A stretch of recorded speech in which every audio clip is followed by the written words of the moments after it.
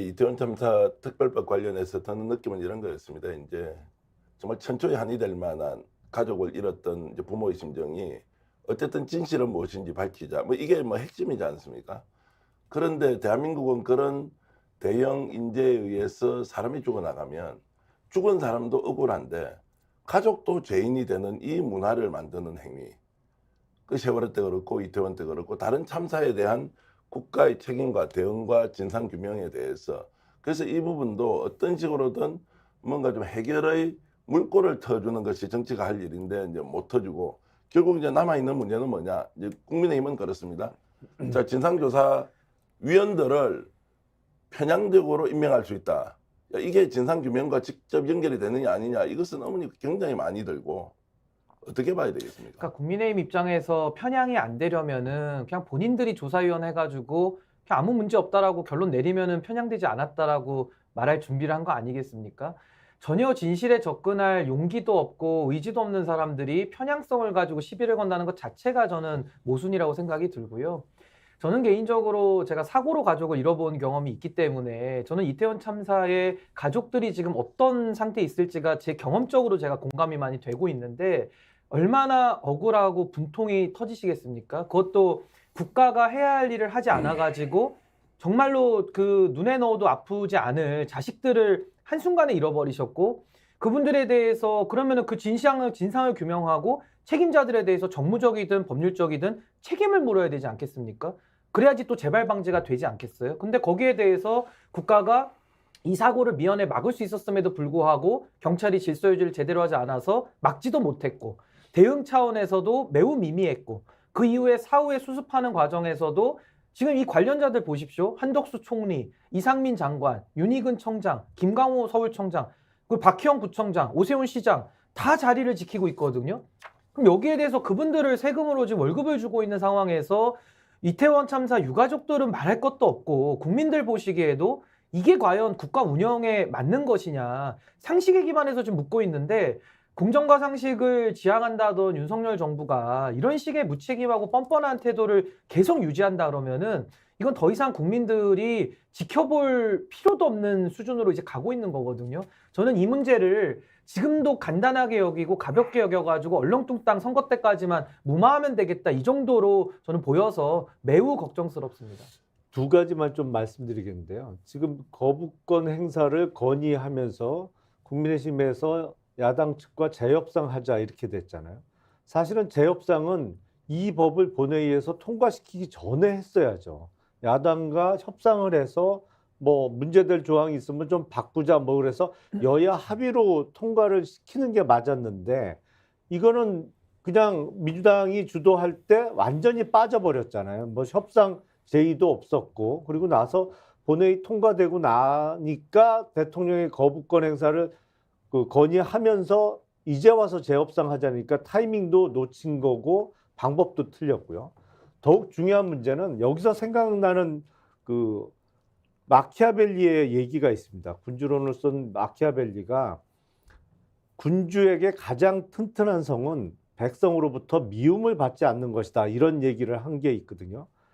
아무리 강력한 근위대, 친위대를 둬도 경호대를 두더라도 백성들의 원성을 많이 받다 보면 다 소용이 없는 거예요. 그렇잖아요. 역사적으로 봐도 아무리 월급 많이 주고 자기 친위대를 건너들던 사람도 백성의 원성이 높아지면 그 친위대가 왕을 지키는 게 아니고 나중에 백성들과 함께 힘을 합치거든요. 근데 앞서 잠깐 우리 신 변호사님도 말씀 주셨습니다만 저는 이태원 참사가 났을 때 그때 당시에 행안부 장관이 이상민 장관이 지금도 자리를 지키고 있다는 건 말이 안 된다고 생각을 해요. 그러니까 참사의 규모로 봐서는 한덕수 국무총리 이하 내각이 일괄 사퇴했어야 될 사안이 맞습니다. 근데 그때는 워낙 정권 출범 초기고 6개월이 될까 말까 한 시점이었으니까 뭐 총리 이하 일괄 총사퇴는 뭐 안 한다 하더라도 적어도 행안부 장관은 정치적 책임을 지고 물러났어야 되는 게 맞죠. 근데 지금 1년 8개월, 1년 9개월이 되는 시점에도 아직 자리를 지키고 있잖아요. 이런 게 바로 국민들의 미움을 더 쌓아가고 있는 상황이거든요. 그래서 좀 고전이라도 좀 읽고 깨달음을 얻어야 되지 않을까 싶어요. 저기 윤석열 대통령이 책 별로 안 좋아하시는 것 같아요. 그래요? 예, 그 정도 읽었으면 이런 인문학적 사고를 하실 수 있을까? 예. 그 책을 읽고 뭐 안 읽고의 문제이기도 하지만 이 상황을 어떻게 인식하느냐는 이제 대통령의 이런 지금 이제 상황 인식이 참 심각하다는 생각이 들고요. 저는 이제 국민의힘의 원내대표가 하고 있던 어제 그 이제 행태를 보면서 거부권 행사를 한다고 해놓고 한쪽으로 협상을 하자, 이거는 뭡니까?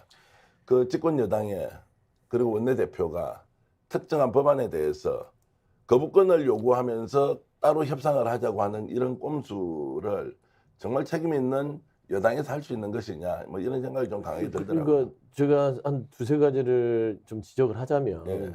그게 이제 시간 끌기용이라는 게 예. 명백하고요. 그러니까 김건희 특검법이나 대장동 한 쌍특검도 똑같았어요.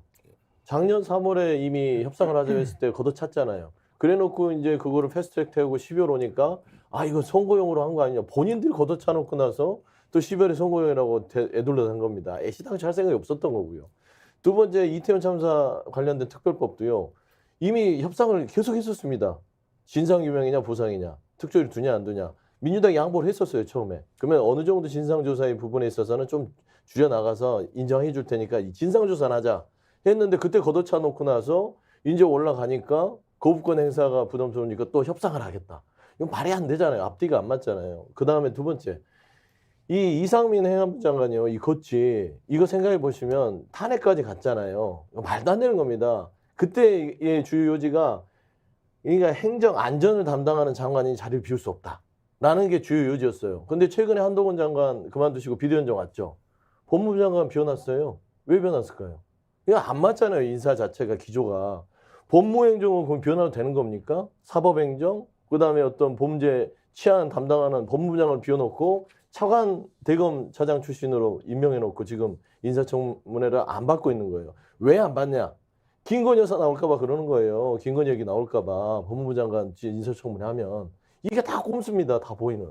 저는 사실 윤석열 정부, 뭐 윤석열 대통령 개인에 대해서 여쭤볼 수밖에 없는데 우선은 첫 번째는 동병상련이라는 게 없나? 그러니까 이렇게 좀 그 사람의 마음을 좀 이해하는 거. 뭐 본인도 그 인생 살아오면서 왜 슬픈 일이 없었고 힘든 일이 없었겠습니까? 그렇다면 누군가가 눈물 흘리고 있고 안타까운 사고로 가족을 잃었을 때의 아픔을 좀 이렇게 이해할 수 없나? 라는 의문이 하나 드는 거고요. 또 하나는 정말로 좀 이렇게 뭐랄까요. 대통령의 이게 처리하는 일 처리하는 방식들을 보면은 너무 뻔뻔하지 않습니까? 저렇게 본인에게 지금 책임을 요구하고 있는데 아무런 응답도 안 하고요. 아까도 우리 강성희 의원 그 내보내는 모습 봤지만은 대통령은 쓴소리조차도 듣지 않고 보호받을 만큼 저렇게 안전하게 본인은 하고 다니니까 이 안전의 문제가 자기 문제가 아닌 거 아니겠습니까? 그래서 지금 안전을 지켜주지 못해서 가족들이 지금도 떠나보내고 남아있는 가족들이 저렇게 고통 속에 있는데 그렇게 안전을 누리고 계시는 대통령께서는 아무런 응답도 하고 있지 않은 이런 모순성, 여기에 대해서 국민들은 정말 아이러니하게 생각할 겁니다.